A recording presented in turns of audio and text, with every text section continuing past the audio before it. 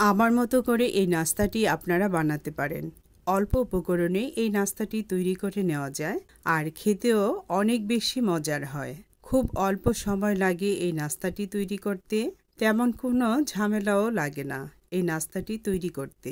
ঝামেলাবিহীন এই নাস্তাটি বানানো যেমন সহজ আর খেতে হবে অনেক বেশি সুস্বাদু। একটা অথবা দুইটা খেলে মন ভরবে না, তাই বেশি করেই বানাতে হবে। আসসালামু আলাইকুম everyone, welcome to cooking recipes by Smriti. আজ আমি আমার প্রিয় বন্ধুদের জন্য একটি নাস্তার আইটেম তৈরি করে দেখাবো। আশা করছি আমার সকল বন্ধুদের কাছে আমার আজকের তৈরি আইটেমটি অনেক ভালো লাগবে। আর কথা না বলে এবার চলুন রেসিপিটি তৈরি করাটা দেখিয়ে দিচ্ছি। এই নাস্তাটি তৈরি করতে আমি নিয়েছি 1.5 কাপ ময়দা।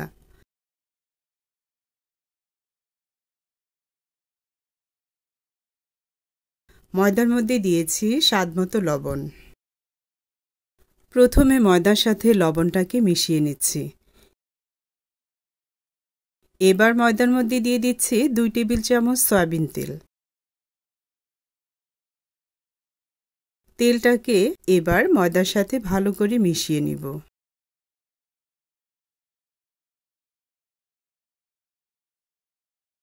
তারপর অল্প অল্প করে পানি দিয়ে ময়দাটাকে মথে নিব। একটা পারফেক্ট ডো বানিয়ে নিব। আমরা রুটি পরোটা তৈরি করতে যেভাবে ডোটা তৈরি করে থাকি, ঠিক সেইভাবেই ডোটা তৈরি করব। এই তো ময়দার ডোটা রেডি। এবার এটাকে সাইডে রেখে দিচ্ছি। এই তো 5টা মিডিয়াম সাইজের আলুকে সিদ্ধ করে খোসা ছাড়িয়ে ম্যাশ করে নিয়েছি। এবার এর মধ্যে দিয়ে দিচ্ছি 1/2 কাপ পেঁয়াজ কুচি। দিয়ে দিচ্ছি 7 থেকে 8টা কাঁচামরিচ কুচি। এরপর দিচ্ছি 3 টেবিল চামচ ফ্রেশ ধনিয়া পাতা কুচি। চিলি ফ্লেক্স দিচ্ছি 1 চা চামচ। এবার 1 চা চামচ ভাজা জিরার গুঁড়া দিয়ে দিচ্ছি। দিয়ে দিচ্ছি 1 চা চামচ চাট মশলা। ধনিয়ার গুঁড়া দিয়ে দিচ্ছি 1 চা চামচ। আর দিচ্ছি 1 প্যাকেট ম্যাগি স্বাদ মশলা। দিয়ে দিচ্ছি 1/2 চা চামচ লবণ। এরপর দিচ্ছি 1/2 চা চামচ বিট লবণ। আর দিচ্ছি 1 টেবিল চামচ সরিষার তেল। ও আরেকটা আইটেম ভিডিও থেকে স্কিপ হয়ে গিয়েছে, সেটা হলো দিয়েছিলাম 1 টেবিল চামচ আদা রসুনের কুচি। এবার সব কিছুকে হাত দিয়ে খুব ভালো করে মিশিয়ে নেব।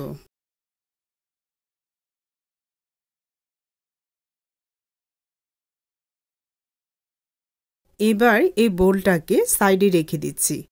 এই বাটিতে আমি রুম টেম্পারেচারে থাকা 2টা ডিম নিয়েছি। এবার ডিম 2টাকে ফেটিয়ে নেব।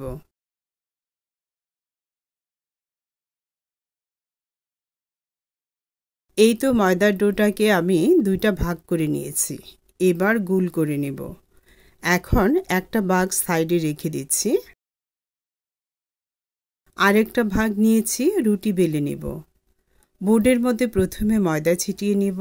এবার বেলনি দিয়ে বেলে একটা বড় সাইজের রুটি বেলে নেব।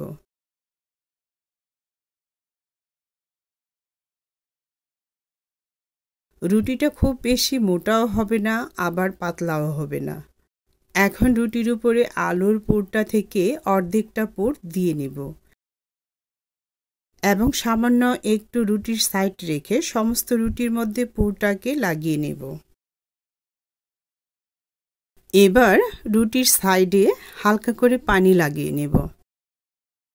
এবার পেঁচিয়ে রোল করে নেব।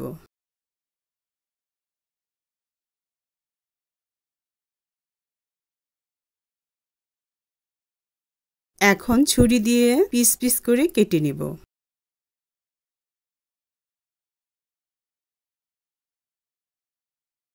এরপর প্রতিটা পিসকে এভাবে করে একটু চেপে সাইজ করে নিলেই হবে।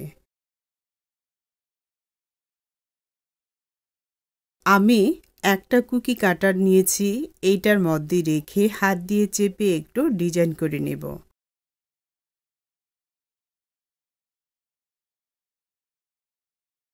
এভাবে করে আমি প্রতিটাকে ডিজাইন করে নেব। এই তো আমি নাস্তাগুলোকে ডিজাইন করে রেডি করে নিয়েছি। এবার নাস্তাগুলোকে ফেটানো ডিমের মধ্যে ডিপ করে নিব। তারপর কাঁটা চামচ দিয়ে তুলে গরম তেলের মধ্যে ছাড়ব।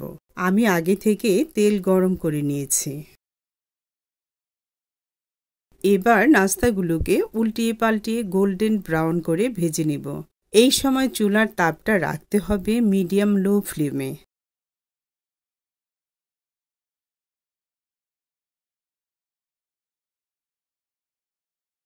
এই তো আলু সামোচা প্রথম ব্যাচ ভাজা হয়ে গেল।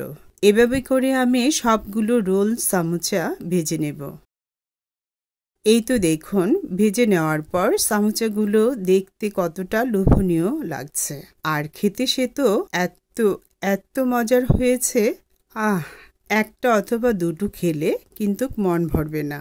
সেজন্যই বলেছি বেশি করে বানাতে হবে। আশা করছি ভিউয়ার্স বন্ধুরা, আপনাদের কাছে আমার আজকের রেসিপিটি অনেক অনেক ভালো লেগেছে। রেসিপিটি ভালো লেগে থাকলে আমার ইউটিউব চ্যানেলটিকে সাবস্ক্রাইব করে রাখবেন এবং একটা লাইক দিয়ে ভিডিওটি অন্য বন্ধুদের সাথে শেয়ার করে দিবেন, তাদেরকে দেখার সুযোগ করে দিবেন।